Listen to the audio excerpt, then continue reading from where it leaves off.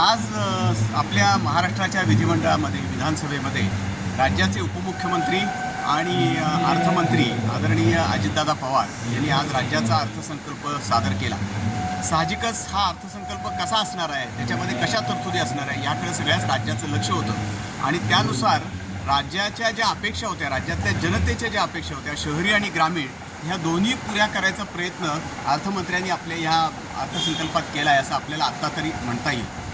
एकूण जर आपण पाहिलं तर त्यांनी प्रास्ताविकात अजितदादांनी जे सांगितलं की केंद्र सरकार आणि पंतप्रधान नरेंद्र मोदींच्या नेतृत्वाखाली काम करणारं केंद्र सरकार आणि त्या अनुषंगानं राज्याची वाटचाल म्हणजे त्यांच्या विचारांच्या अनुषंगानं, विकासाच्या अनुषंगानं वाटचाल हे आमचं प्रमुख उद्दिष्ट असेल हे त्यांनी सांगितलेलं आहे आणि त्यानुसार त्यांनी आपल्या अर्थसंकल्पातल्या सगळ्या तरतुदी पण केल्या।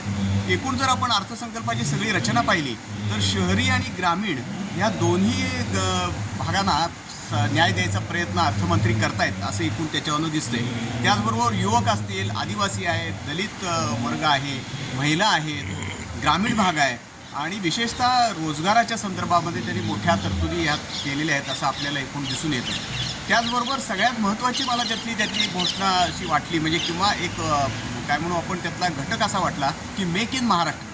जसं मेक इन इंडिया आता प्राधान्य आहे तसं मेक इन महाराष्ट्राला सुद्धा प्राधान्य देण्यात आलेलं आहे। महाराष्ट्रामध्ये वस्तू तयार झाल्या पाहिजेत, उत्पादन वाढलं पाहिजे आणि ते महाराष्ट्रातून बाहेर गेलं पाहिजे। साहजिकच रोजगार निर्माण होईल, पैसा निर्माण होईल।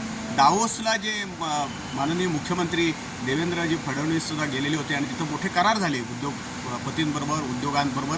त्याचेच एक आपण म्हणू की एक त्याचं तीच दिशा एकूण अर्थसंकल्पामध्ये आपल्याला दिसते। त्याचबरोबर तीर्थक्षेत्र विकास आहे, पर्यटन विकास आहे, रस्ते विकास आहे, घरकुलांच्या बाबतीमध्ये विशेष तरतुदी आहेत। असा एकूण सगळ्या विकासाला प्राधान्य देणारा असा भरीव असा अर्थसंकल्प निदान आज तरी अर्थमंत्र्यांनी आज विधानसभेत सादर केला असं आपल्याला दिसतंय। अर्थमंत्री अजितदादा पवार म्हणजेच उपमुख्यमंत्री अजितदादा पवार यांना फार मोठा अर्थ खात्याचं काम करायचा अनुभव आहे, प्रशासनातला त्यांचा मोठा अनुभव आहे। या सगळ्या अनुभवाचं प्रतिबिंब आपल्याला ह्या अर्थसंकल्पात पडलेलं दिसतंय। आता ह्या अर्थसंकल्पाची अंमलबजावणी पुढच्या वर्षात कशी होतीये त्याच्यावरती ह्या अर्थसंकल्पाची दिशा आणि या अर्थसंकल्पाची फलनिष्पत्ती अवलंबून आहे असं आपल्याला म्हणता येईल। नमस्कार।